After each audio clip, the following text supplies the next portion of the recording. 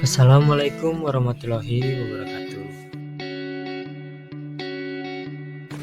Halo teman-teman, perkenalkan nama saya Muhammad Ihsan Nur Rahman dari Teknik Informatika kelas B. NIM saya 2103010061. Di sini saya akan menjelaskan tentang sumber-sumber hukum Islam.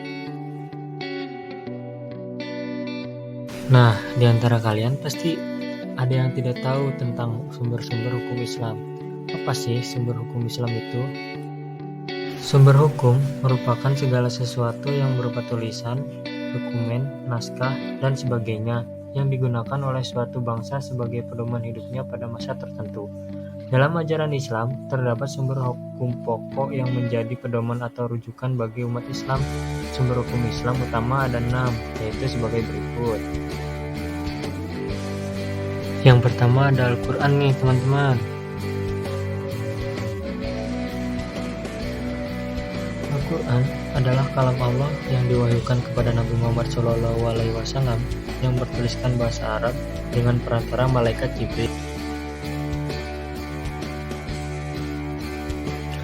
Al-Quran juga merupakan hujah atau argumentasi kuat bagi Nabi Muhammad SAW dalam menyampaikan risalah kerasulan dan pedoman hidup bagi manusia serta hukum-hukum yang wajib dilaksanakan. Hal ini mewujudkan kebahagiaan hidup di dunia dan akhirat serta untuk mendekatkan diri kepada Allah Subhanahu wa taala.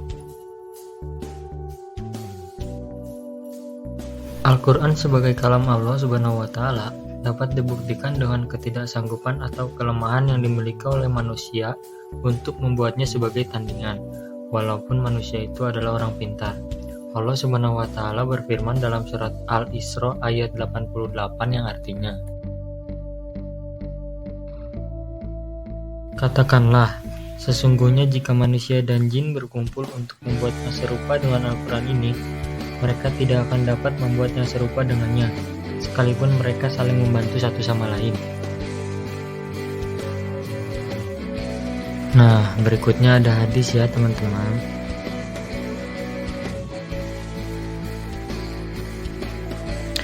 Seluruh umat Islam telah sepakat dan berpendapat serta mengakui bahwa sabda, perbuatan, dan persetujuan Rasulullah SAW tersebut adalah sumber hukum Islam yang kedua sesudah Al-Quran.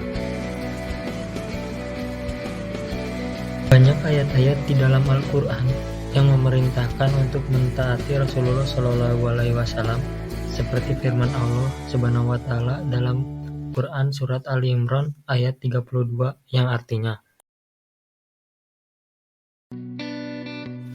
"Katakanlah Muhammad, taatilah Allah dan Rasul. Jika kamu berpaling, ketahuilah bahwa Allah tidak menyukai orang-orang kafir."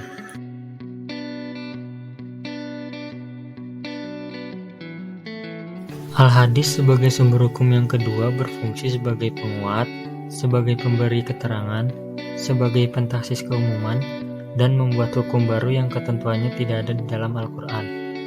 Hukum-hukum yang ditetapkan oleh Rasulullah SAW ada kalanya atas petunjuk ilham dari Allah Subhanahu wa taala dan ada kalanya berasal dari ijtihad.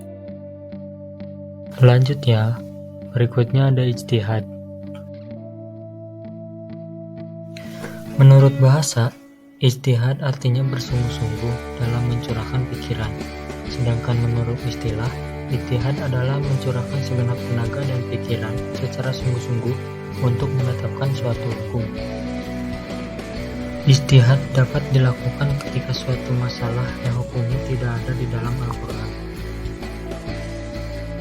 Berikutnya ijma.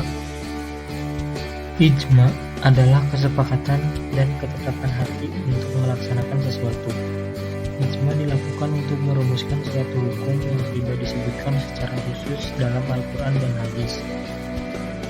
Berikutnya qiyas. Qiyas adalah menyamakan sesuatu yang tidak memiliki nas hukum dengan sesuatu yang ada nas hukum berdasarkan kesamaan ilat atau kemaslahatan yang diperhatikan syara. Qiyas juga dapat diartikan sebagai kegiatan melakukan padanan suatu hukum terhadap hukum lain. Yang terakhir ada maslahah mursalah. Maslahah mursalah merupakan cara dalam menetapkan hukum, di mana berdasarkan pertimbangan kegunaan dan manfaatnya.